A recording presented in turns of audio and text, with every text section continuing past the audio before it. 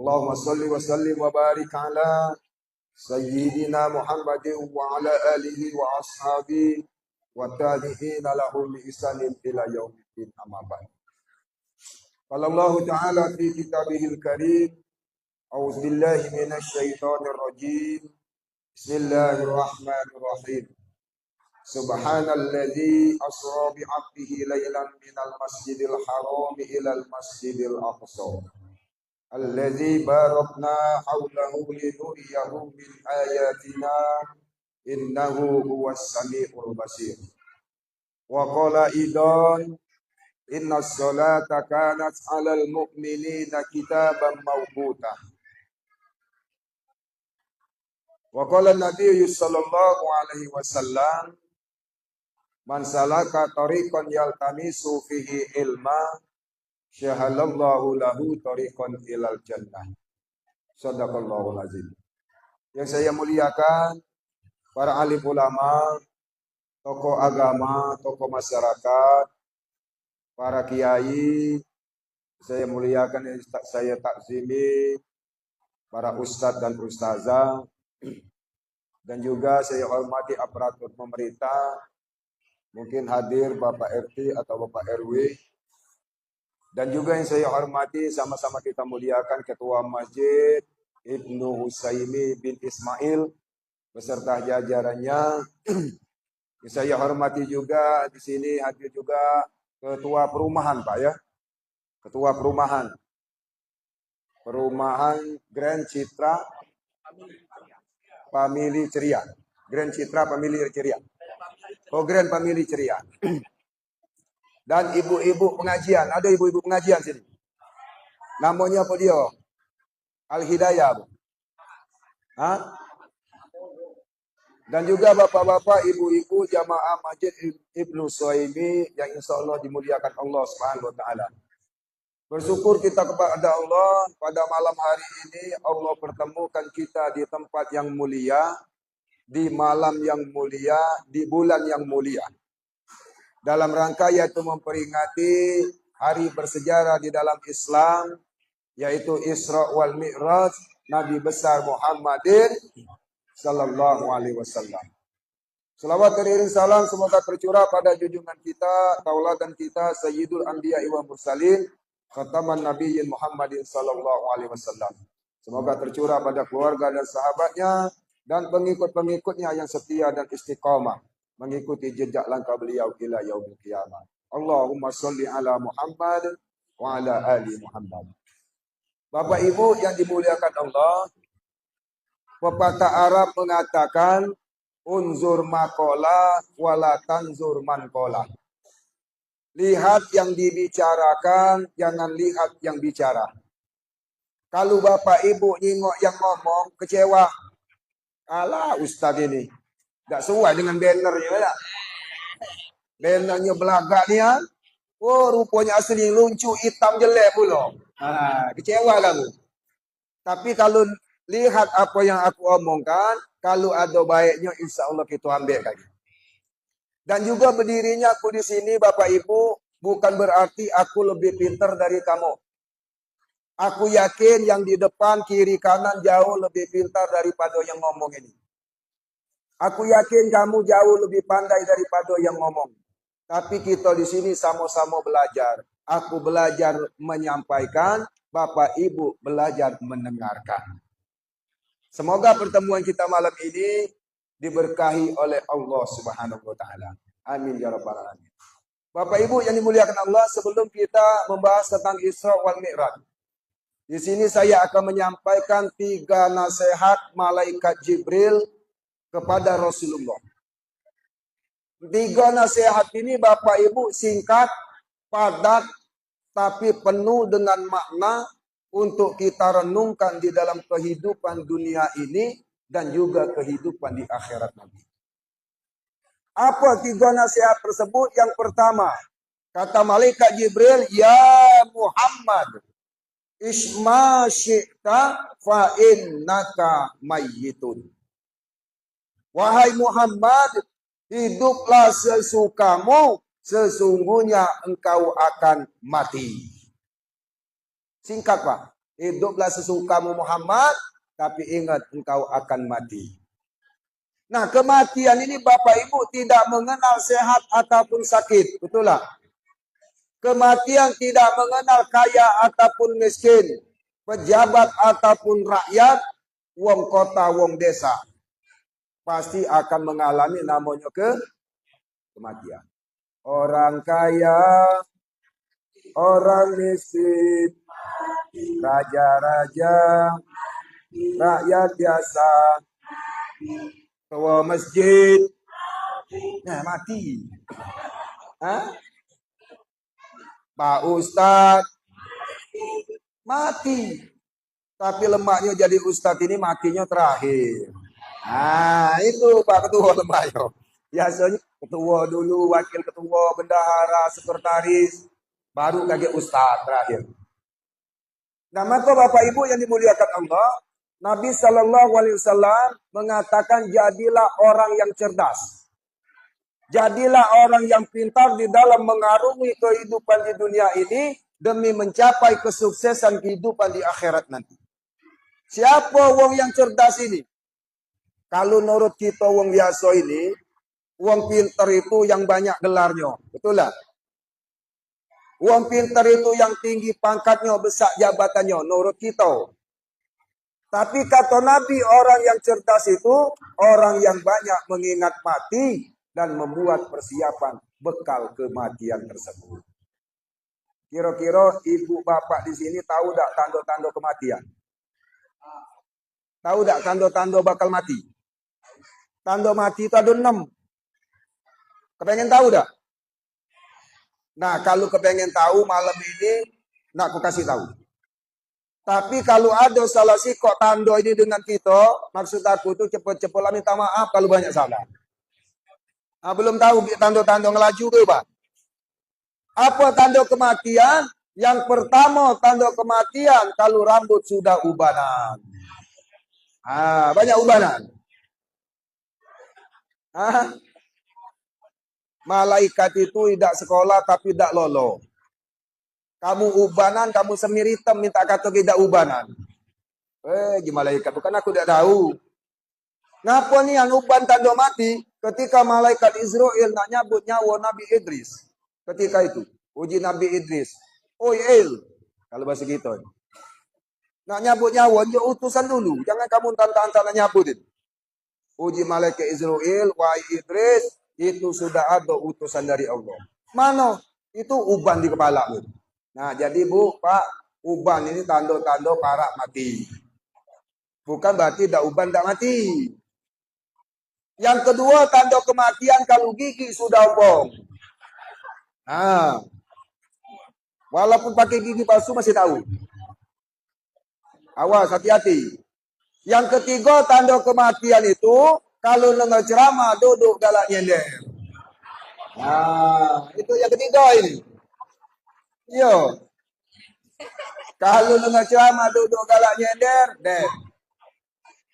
Tunggu baik Masjid Ibnu Saimin besok. Inna lillahi wa inna ilaihi raji'un. Siapa meninggal? Rupanya yang dengar ceramah duduk nyender semalam. Meninggal. Bukan berarti tidak nyender, tidak meninggal. Dululah tak nyender, kadang-kadang mati. Ini yang ketiga. Yang keempat, tanda kematian itu biasa berjalan ngantongi minyak wangi, berubah ngantongi minyak angin. Itu hati-hati kalau kita berjalan tak tinggal minyak angin, tak lama lagi biasanya. Misal kita kondangan hari ini. Kondangan. Minyak wangi itu 200 meter sudah kemampuan minyak misik itu. Wah, wangi. Minggu depan kondangan mampu minyak geliga. Panggil bibi itu. Bi, kamu tak lama lagi mati.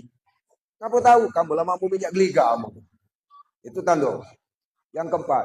Yang kelima, tanda kematian rabun. Pakai kacamata. Apalah dia banyak berkacamata. Sama jago. Sama. Tapi Pak, langsung lepas sih Bapak itu kacamata. Jangan khawatir Pak, kadang-kadang dulu lah tak berkacamata mati. Aman, tenang baik. Kalau nyengok wong cak rabun sepanjangan dan tak lama lagi. Yang keenam tanda kematian peka. Peka tahu peka, tuli. Budak. Budak itu ya budak. Kalau ditanya uang, jawabnya lain tebuk, lain banana. Tebuknya di sini, nananya keluar dari sini. Lain. Misalnya, lewat depan rumah ketua masjid. Uji Pak Ketua Masjid. Nah, kemana, Mang? Apa jawabnya? Jadilah Pak Ketua, tidak mampir lagi ya tuh. Itu namanya lain tebuk, lain banana. Itu namanya. Nah, Bapak Ibu yang dimuliakan Allah SWT, ini cuma tanda-tanda. Belum tentu. Tapi kata Allah, wali kulli ummatin ajal. Setiap umat itu ada ajal. Besar, kecil, tua, muda, lanang, betina, panjang, tinggi, jelek, ganteng, cantik, ada ajal. Faiza ja'a ajaluhum. Kalau ajalnya sudah datang, la yastakhiruna sa'atan wa la yastaqdimun. Tak bisa dimundurkan sedikit pun, tak bisa dimajukan sedikit pun. Laju, jangan diakali. Al-Ustaz kalau tak baca mundur, tak baca maju, menggir baik gitu. Iko menggir, tergabuna juga. Tahu bahasa tergabuna, Pak? Nah, itu bahasa kerajaan tergabuna. Itu sumpah serapan nenek zaman dulu. Kalau tergabuna kau. Kamu kalau mati, macam gitu. Nah, artinya apa Bapak Ibu? Singkat. Nasihat malaikat Jibril. Artinya apa? Selama apapun kita hidup di dunia ini, sebentar ataupun lama bakal mati. Jadi jangan cak kepakaman bahasa Palembangnya itu. Ini dah apa berjalan dulu ke dado. Melawan ado di dia, belaga ado dia, berduit ado dengan dia. Sangkonya tak mati lagi, mati. Malaikat itu tak kenal sana. Apa diusir nyabut? Yang kedua nasihat malaikat Jibril, wa ahbib man syi'ta fa innaka mafarikuhu.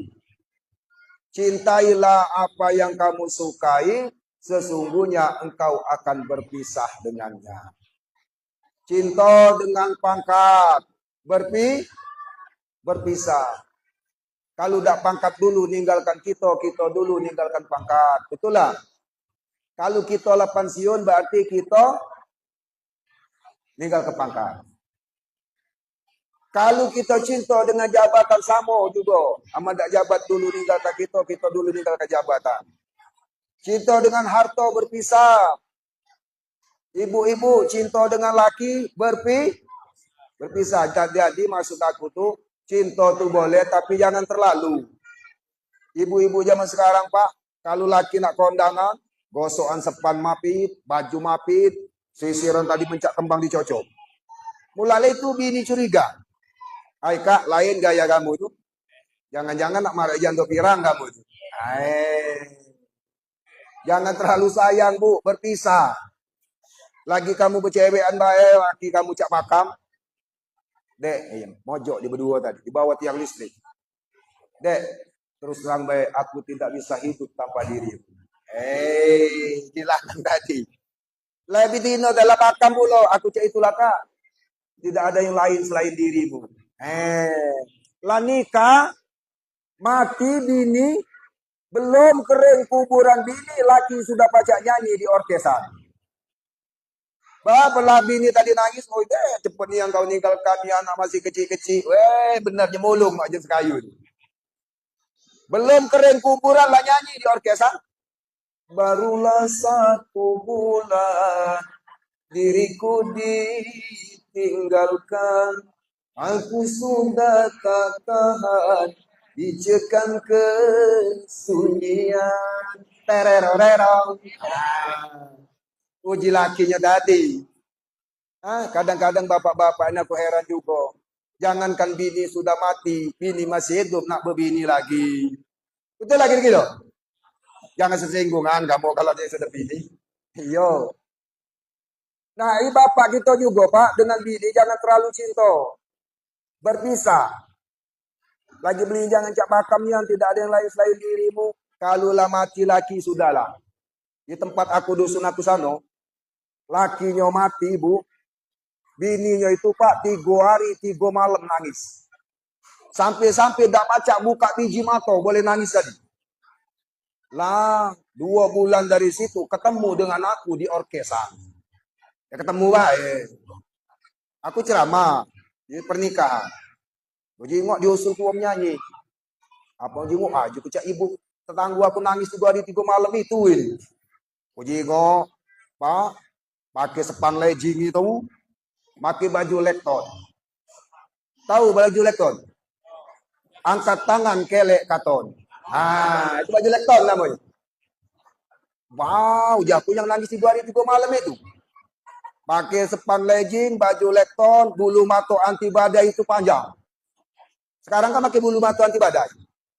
Ibu-ibu ada yang pakai bulu mato itu. Berhentilah. Salah satu orang yang dilaknat oleh Allah dan Rasulnya, orang yang menyambung bulu mato. Ustaz kami tidak nyambung, cuma nempelkan baik. Ya panjang. Panjang kamu tidak?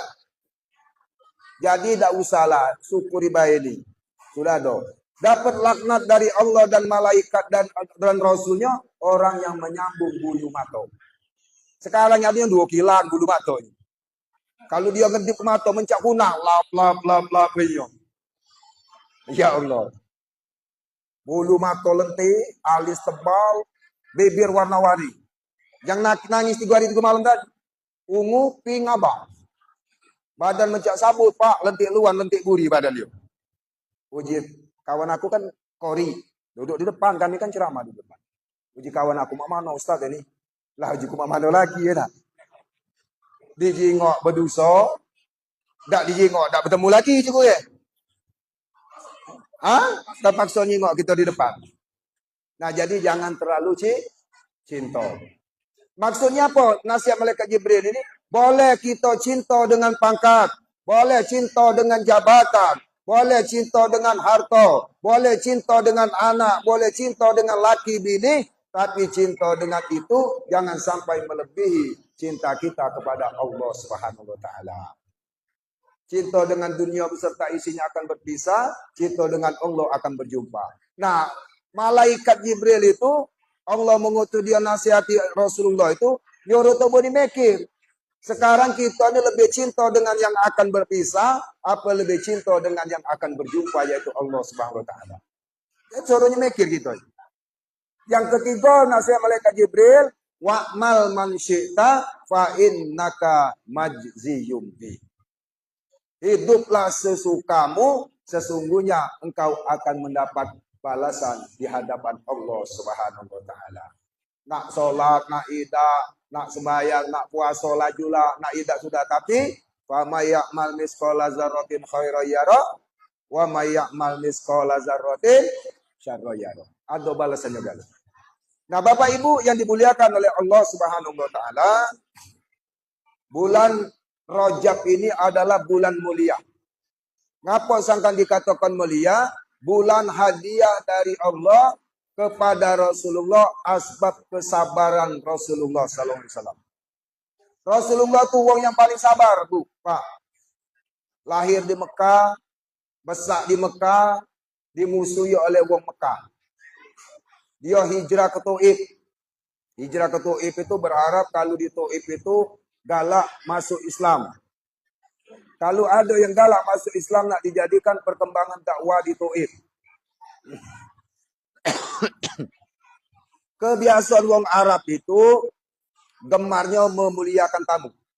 Tapi ketika Nabi datang ke Taif mengucapkan ya ayyuhan nas qulu la ilaha illallah tuflihun.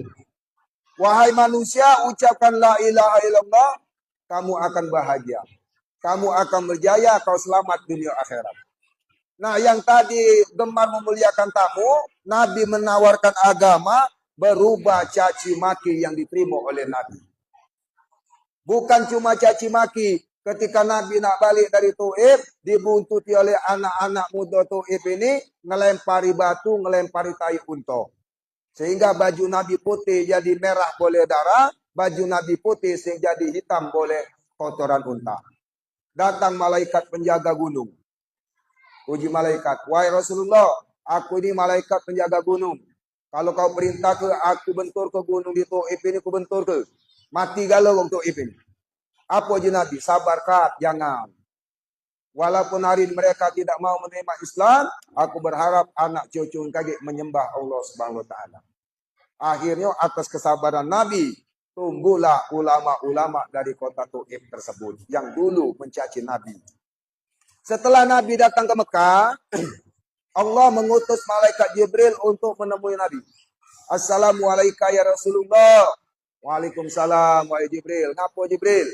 Wahai Rasulullah, aku diutus oleh Allah untuk menjemput engkau untuk menemui Allah Subhanahu wa taala di Sidratul Muntaha. Subhanallazi asra bi 'abdihi lailan minal masjidil harami ilal masjidil aqsa. Ila akhir ayat.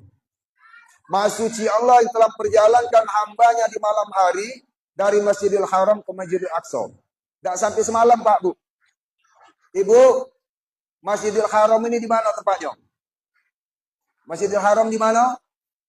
Di Mekah. Masjidil Aqsa di mana? Palestina.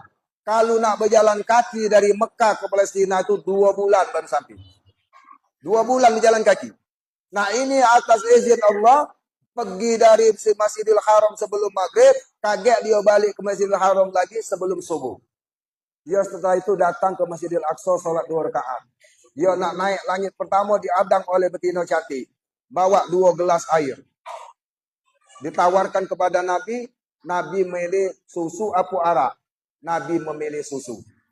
Cak manalah kalau dulu Nabi milih arak. Nabi milih susu biar umatnya banyak mabuk. Apalagi Nabi milih arak. Bukanlah mabuk lagi, mabuk nian. Naik tangga pertama. Langit pertama. Sampai ke langit ketujuh. Kata malaikat Jibril, ya Rasulullah, aku nganter kamu sampai ke sini baik. Kamu jalan dewek nemui Allah di Sidratul Muntaha. Kalau aku nganter kamu sampai ke aras, istilahnya aku hancur badan aku jadi es karena memandang wajah Allah Subhanahu wa taala. Saking indahnya. Nah, Nabi nak nemui Allah itu nak naik aras itu ngelepas sendal. Kata Allah, Muhammad jangan kau lepas sendal, bawa masuk. Jadi sendal Nabi itu menijak arasnya Allah. Nah, Allah ini ingin memberitahu dengan kita ini bahwasanya sandal Nabi itu lebih mulia daripada arasnya Allah. Cak mana nabinya, sandalnya bayar lebih mulia dari aras. Apa yang diterima Nabi dari Allah? Salat 50 waktu pertama. Diterima Nabi, Nabi nak turun ke langit ke bawah diadang Nabi Musa. Uji Nabi Musa. Apa dia Mat? Kau dapat dari Allah tadi? Kata Nabi Muhammad, yang aku dapatkan salat 50 waktu. Ai matal kebanyak yuk Nabi Musa. Minta kekurangan. Tidak akan sanggup umatmu salat 50 waktu. Balik lagi Rasulullah nemui Allah. Ya Allah, minta kurang ya Allah. Tidak sanggup umatku. Dikurangi Allah 5 waktu. Tinggal 45 waktu. Nak turun ditunggu lagi oleh Nabi Musa. Berapa mat dikurangi? 5 waktu, tinggal 45. Minta lagi. Minta kurang lagi. Sampai dikurangi Allah 45 waktu, tinggal 5 waktu. Nak turun ke langit pertama, diadang Nabi Musa. Masih sisa berapa mat? Masih sisa 5 waktu Musa. Mat, minta lagi kurang.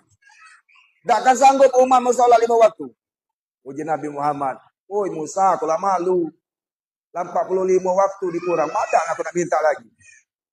Sanggup, tak sanggup, pokoknya aku terima 5 waktu. Nah, ibu-ibu, hikmah di balik Isra Mi'raj ini ada yang lebih penting harus kita renungkan. Sebelum Nabi turun ke apa itu namanya itu langit pertama atau bumi, Nabi ini diajak oleh malaikat Jibril represi. Jalan-jalan. Jalan-jalan bukan ke Danau Biru. Sekarang kan banyak Danau Biru. Pernah ibu-ibu sing ke Danau Biru? Di Oganilir. Itu Danau Biru namanya yang punyanya itu mantan ketua DPR. Soeharto Hasim. Tidak tahu aku tidak pernah situ biru ini anak baju sana. Malaikat Jibril bukan ngajak Nabi ke Danau Biru, Danau Opi bukan. Tapi melihat pemandangan neraka dan siapa calon penghuninya kaget di akhirat itu. Berjalan Nabi, dijengok Nabi Bapak Ibu, ada sekelompok manusia yang perutnya besar sebesar masjid Ibnu Utsaimin.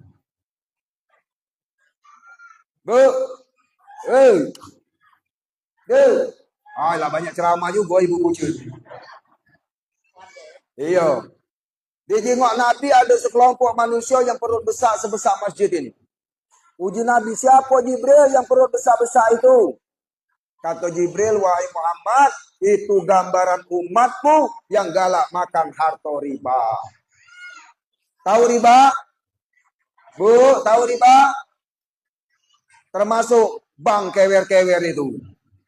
Ada sehingga bank kewer-kewer. Bank mekar kewer-kewer itu. Riba. Kalau dulu namanya koperasi. Sekarang dirubah lebih bagus. Bank mekar. Jangan singgung kamu aku ceramah. Dulu ada singgung aku ceramah, baliknya mati dia. Kamu singgung mati pula gitu. Ibu-ibu yang dimuliakan Allah, kata Allah Subhanahu wa taala, allazina ya'kuluna riba la yakumuna illa kam allazina ya'kuluna riba la yakumu na illa kama yakumul ladzi yatakhabbathu syaitanu minal mas. Zalika bi annahum qalu innamal bai'u mislur riba wa halallahu al-bai'a wa harrama riba. Faman ja'ahu mau'izatun min rabbih fantaha falahu masalah wa amruhu ila Allah wa man ada fa ulaika ashabun nari hum fiha khalidun. Orang-orang yang memakan riba itu nanti di akhirat tidak baca berdiri karena kerasukan setan seperti wong gila. Keluarga Firaun tidak digiring ke neraka, sedangkan yang perut besar tadi nak berlari tapi tidak baca. Tegak susah, duduk susah, miring susah, tengkurap susah. Karena perutnya besar tadi. Nah, ibu-ibu kaget di akhirat kaget. Dia dimakani batu besar sebesar masjid ini. Dilemparkan ke mulutnya, masuk mulut, hancur isi perutnya. Utuh lagi. Minuman wong yang makan riba itu adalah air, darah, dan nanah. Darah dan nanah. Kata Nabi, darah dan nanah untuk diminum orang riba itu, kalau dijatuhkan ke dunia setetes, mati kalau di dunia ini. Saking baunya banyu ini. Apa hukumnya? Dosanya apa? Kata Nabi Muhammad SAW, riba itu ada 73 cabang. 73 cabang.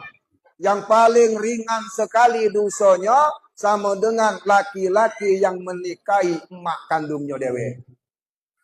Dosanya. Na'udzubillah min dzalik. Siapa-siapa yang kena hukum ini? Siapa-siapa yang kena hukum seperti menikahi emak dewe ini? Pertama, yang punya usaha. Misal dia ada usaha bank mekar, ini pertama. Usaha koperasi, yang punya usaha leasing. Ini yang pertama. Dosanya sama dengan menzinai ibu kandung dewe. Yang kedua, dosanya orang yang mengambil. Yang mengambil rentenir tadi. Yang ketiga, yang memberi jalan. Misalnya, Fani jalan ke Bank Mekar. Ya dah. Pak Ketua Masjid nak ngembek, misalnya ini. Aku tunjuk jalan, Pak Ketua. Kalau nak ngembek di Fani itu, murah 100 balik 120. Kayaknya dah. Sama yang punya usaha, yang ngambil, yang memberi jalan. Siapa lagi? Yang mencatat. Mencatat. Siapa lagi? Yang menyaksikan. 5 golongan ini sama-sama hukumnya seperti menzinai ibu kandung kita dewe. Na'udzubillah semua na'udzubillah min dzalik.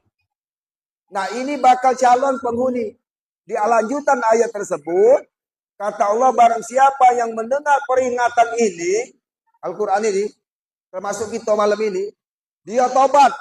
Dia tidak lagi nak jalankan itu, nak ngambil tidak, apalagi nak nunjuk jalan, tidak. Itu apa yang dia miliki, itu menjadi milik dia.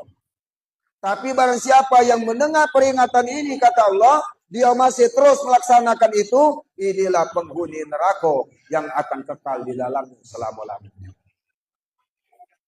Mana kalau kredit, Ustaz? Kredit motor, kredit mobil, kredit rumah. Itu tidak riba. Yang riba itu duit dengan duit, emas dengan emas, motor sama motor, mobil sama mobil. Tukar mobil, tukar tambah, itu riba. Tukar motor, tukar tambah itu riba. Kalau kredit tidak riba. Tapi jangan nunggak. Jual beli itu boleh. Kredit motor boleh. Kredit elektronik boleh. Kredit mobil boleh. Tapi jangan nunggak. Kalau nunggak ada bunganya dah. Kalau elektronik katip bunga dia. Cuma nambah lama bulan baik. Kalau kredit mobil, kita nunggak sebulan. Kalau lah sudah selesai, ditinjau kan tak BPKB. Belum tinjau sebelum dilunasi yang tunggakan tadi bunganya. Nah, jadi kalau nak ngebek kredit, usaha ke jangan sampai nunggak. Itu terjadi riba. Nah, macam mana susah cara hukum gadai supaya tidak riba? Misal gadai. Ini penting ini Pak Bu. Misal ngadai ke sawah. Pak Ketua ngadaikan sawah dengan aku 1 hektar. 100 juta. Sudah, 100 juta aku serahkan dengan Pak Ketua. Tapi sawah Pak Ketua tadi aku garap. Atau aku sewakan. Aku ada hasil. Nah, itu riba. Yang benarnya, ambil sertifikatnya baik, sawah itu kasihlah sama Pak Ketua tadi. Biar dia garapnya. Kalau ada hasil, dia pajak bayar utang tadi. Nah, itu sah. Dan kata ujung riba ya. Nah, Bapak Ibu yang dimuliakan Allah Subhanahu wa taala, inilah bahayanya hukum riba. Kemudian berjalan lagi, dilihat sekelompok manusia yang lidahnya nyeser sampai ke tanah. Uji Nabi, malaikat Jibril, siapa itu? Wahai Muhammad, itu gambaran umatmu yang galak melawan laki. Ada ibu-ibu galak melawan laki sini. Nah, kata dia. Iya. Kalau ada yang galak melawan laki, minta maaflah balikin. Bibir lidah kaget nyeser sampai ke lantai. Kata Nabi, secantik apapun paras wanita, sehebat apapun wanita, setinggi apapun pangkat dan jabatannya, kalau dia galak melawan laki, tak berkata lemah lembut dengan laki, la yadkhulul jannah. Tak masuk surga. Ketiga berjalan lagi. Ada sekelompok manusia yang makan daging dewek. Siapa lagi itu? Itu gambaran gibah, galak ngato wong. Galak ngumpeti wong, buka aib wong. Kaget di akhirat, kaget makan daging kita dewek. Nah, Bapak Ibu yang dimuliakan Allah, habis taruhlah yang di jalan-jalan tadi. Turun Nabi Muhammad balik ke Mekah sebelum subuh. Datanglah dia menemui si Abu-Abu ada di Mekah itu. Abu Lahab, Abu Jahal, Abu Sofyan, Abu Gosok, segala Abu. Ditemunya. Bu, sini bu.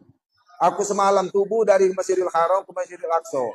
Naik Sidratul Muntaha, berjumpa dengan Allah, balik ke sini lagi sebelum subuh. Apa kata Abu-Abu ini? Oi, mat kau ini nak gile. Berjalan 2 bulan, mat baru nyampe. Padahal kamu dah sampai semalam bela nyampe sini lagi. Nak gilo kau ini. Uji Abu Bakar, siapa yang ngomong itu? Ini kawan-kawan ikar Muhammad. Uji Abu Bakar, kalau Muhammad yang ngomong, Nabi Muhammad yang ngomong, lebih dari situ aku percaya. Saat itulah Abu Bakar mendapat gelar As-Siddiq. Orang yang pertama membenarkan perjalanan Isra wal Mi'raj Rasulullah SAW. Nah, Bapak Ibu, benar prediksi Nabi Musa tadi. Woi Muhammad, takkan sanggup umatmu sholat 50 waktu. Lah dikurangi 45, masih 5, minta kurangi lagi. Tak sanggup umatmu sholat 5 waktu. Memang benar. Dalam 5 rukun Islam, syahadat, sholat, puasa, zakat, haji, yang paling banyak ditinggalkan oleh umat Nabi Muhammad, rukun Islam yang ke sholat. Berapa banyak umat Nabi Muhammad yang meninggalkan sholat di pesta-pesta perkawinan, Bapak Ibu. Tenda lah dekat masjid, azan berkumandang, dia masih berkenjit di pucuk panggung. Suka bagi dua. Tahu-tahu cabut malaikat Zuhair berbuih mulutnya. Kadang-kadang uang yang ahli agama pun, dia rela menunda-nunda sholat demi nak happy-happy di panggung tadi. Na'udzubillah. Berapa banyak umat Nabi Muhammad yang meninggalkan sholat di gor-gor. Contoh, pertandingan sepak bola Persib musuh Sriwijaya. Bertanding di Gor Jakabaring. Tandingnya habis hasar. Sebelum zuhur, gor itu sudah penuh, Pak.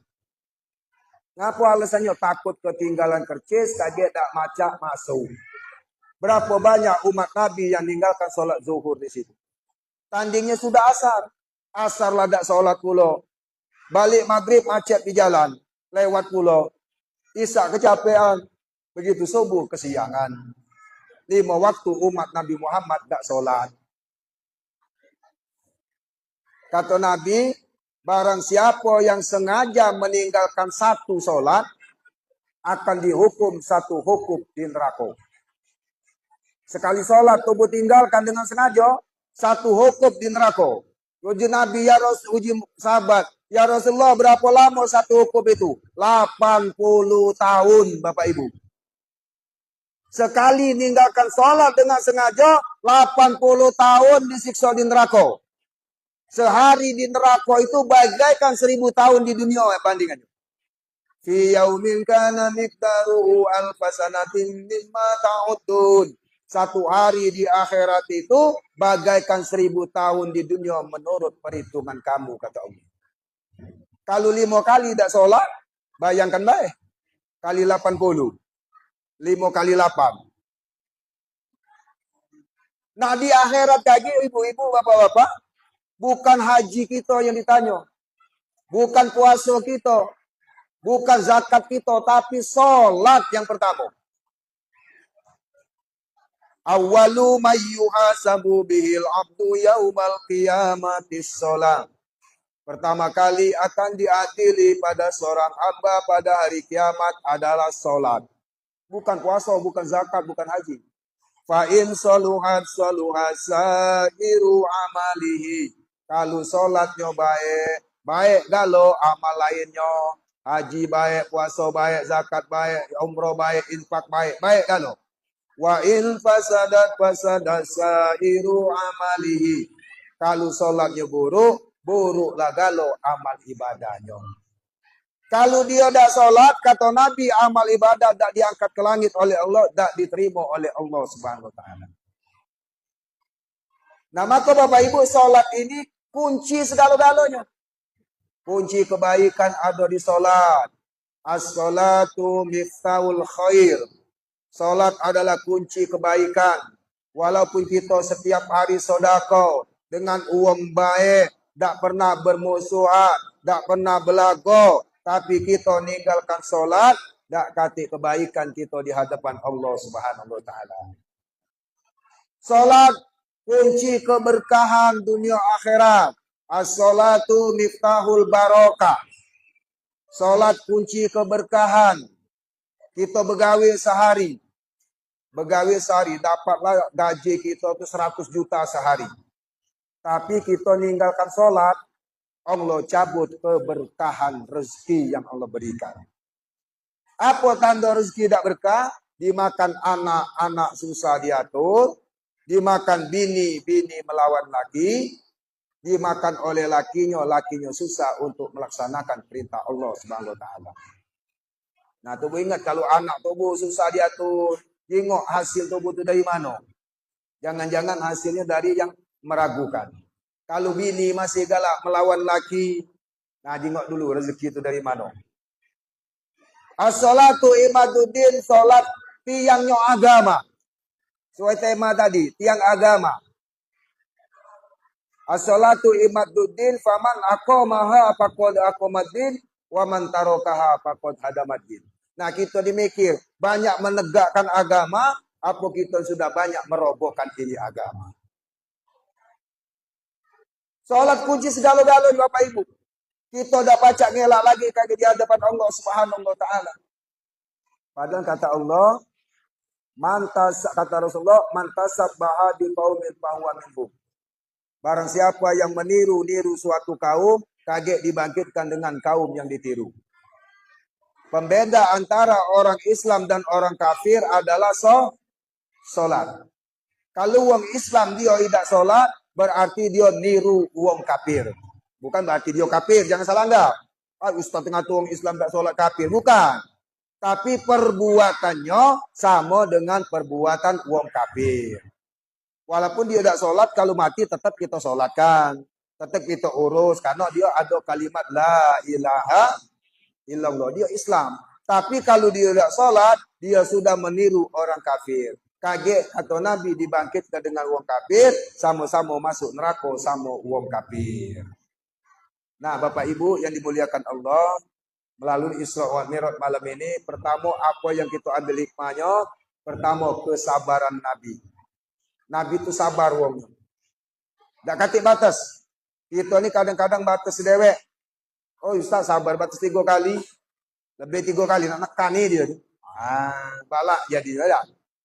Kesabaran Nabi. Kedua, yang kita ambil hikmahnya, jangan sampai kita meninggalkan sholat. Nabi sudah dapat jaminan surga, Bapak Ibu.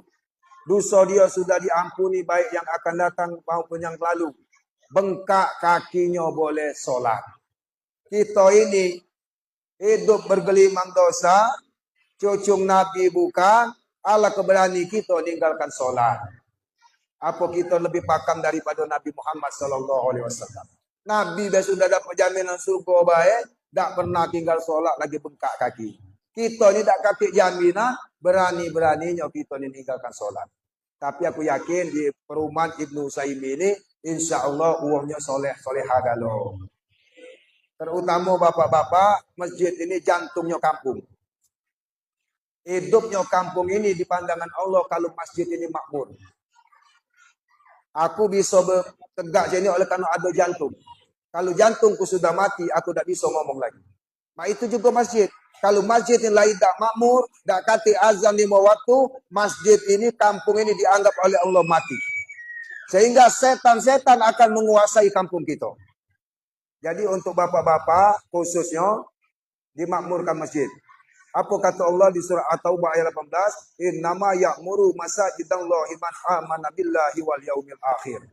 Wa aqamas sholata wa ataz zakata wa lam yakhsha illallah. Sesungguhnya kata Allah, orang-orang yang memakmurkan masjid-masjid Allah hanyalah orang yang beriman kepada Allah dan hari akhir. Wa aqamas sholata wa ataz zakat, mereka tetap mendirikan sholat, membayar zakat. Walam yakhsha illallah. Mereka tidak takut kepada siapapun kecuali kepada Allah. Maksudnya Pak Bu, kalau kita sedang begawi, Pak, sedang begawi, baik di mana baik? Baik di kantor, baik digawi di mana. Ketika mendengar azan berkumandang, stop. Saat itulah kita ini mengambil keputusan walam yakhsha illallah. Aku tidak takut kepada atasan, aku hanya takut kepada Allah. Aku tidak takut dengan gawian, aku cuma takut kepada Allah. Itu maksudnya mereka tidak takut kepada siapapun kecuali kepada Allah. Seluruh daripada aktivitas kita hentikan. Kemudian apalagi dalam surat An-Nisa Allah terangkan, inna sholata kanat 'alal mu'minina kitaban mawquta. Salat itu merupakan kewajiban yang waktunya sudah ditentukan. Kapan waktu ditentukan? Setelah azan berkumandang di masjid atau musola. Itulah waktu, jangan tuh mundur-mundur. Salat zuhur kan jam 1 baca, jam 2 baca. Kita ngajar, boleh kata ke ngajar. Piket kita masuk jam 8. Kita masuk jam 10. Marah tak kira-kira kepala sekolah dengan gitu? Marah. Nah itu juga Allah sudah menunjukkan waktu memerintahkan muazin mengumandangkan azan. Kita dak kate gawe dak memenuhinya, Allah lebih marah lagi daripada kepala sekolah dengan bawahan dia.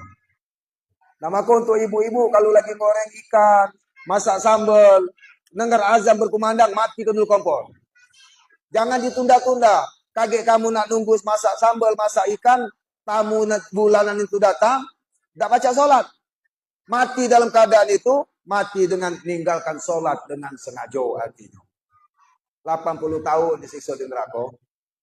Nah maka stop. Lagi apapun aktivitas kita, saat azan berkumandang, kita hentikan daripada kegiatan kita.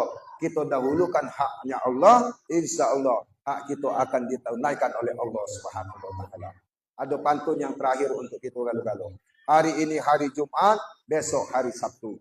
Kalau hidup ingin selamat dunia akhirat, jangan tinggalkan sholat di bawah waktu. Yang kedua, hari ini hari Sabtu, besok hari Ahad. Jangan tinggalkan sholat di bawah waktu kalau memang kita ini mengaku umat Nabi Muhammad. Mungkin itu baik.